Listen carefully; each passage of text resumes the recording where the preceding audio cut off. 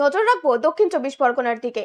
বঙ্গোপসাগরের বাঘের চোখ সংলগ্ন গজনের কাছে তলার ফাটল ধরে ডুবে গেল শুভদ্বীপ নামে মাছ ধরার ট্রলার। ট্রলারে থাকা 10 জন মৎস্যজীবীকে রাতেই উদ্ধার করেছেন বন দফতর ও গোবর্ধনপুর কোস্টাল থানার পুলিশ।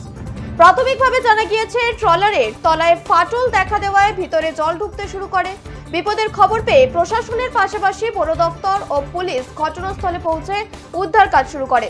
প্রায় 10 জন মৎস্যজীবীকেই নিরাপদে উদ্ধার করা হয় এবং মৎস্যজীবীদের সীতারামপুরে নিয়ে আসা হয়। ট্রলারটি পাথর প্রতিমার ব্রজবল্লভপুরের বলেই জানা গিয়েছে, তবে এখনো ট্রলারটি উদ্ধার করা সম্ভব হয়নি। ভাটা পড়লে ট্রলারটির উদ্ধার কার্যের চেষ্টা করা হবে বলেই জানা গিয়েছে। যেমনটা জানা যাচ্ছে, বঙ্গোপসাগরের বাঘের চোখ সংলগ্ন গজনের কাছে তলায় ফাটল ধরে ডুবে গেল শুভদ্বীপ নামে মাছ ধরার ট্রলার। ট্রলারে থাকা 10 জন মৎস্যজীবীকে রাতেই উদ্ধার করেছে বন দফতর ও গোবর্ধনপুর কোস্টাল থানার পুলিশ।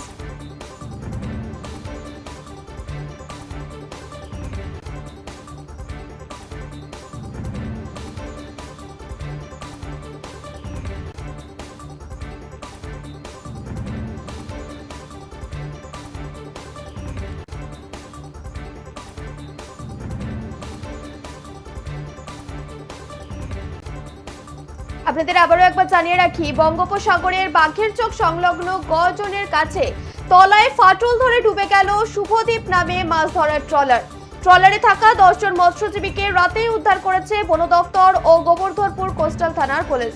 প্রাথমিকভাবে জানা গিয়েছে, ট্রলারের তলায় ফাটল দেখা দেওয়ায় ভিতরে জল ঢুকতে শুরু করে।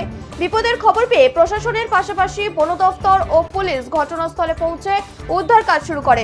পরে 10 জন মৎস্যজীবীকেই নিরাপদে উদ্ধার করা হয় এবং মৎস্যজীবীদের সীতারামপুরে আসা হয়। ট্রলারটি পাথর প্রতিমার রাজবল্লভপুরের বলেই জানা গিয়েছে, তবে এখনো ট্রলারটি উদ্ধার করা সম্ভব হয়নি।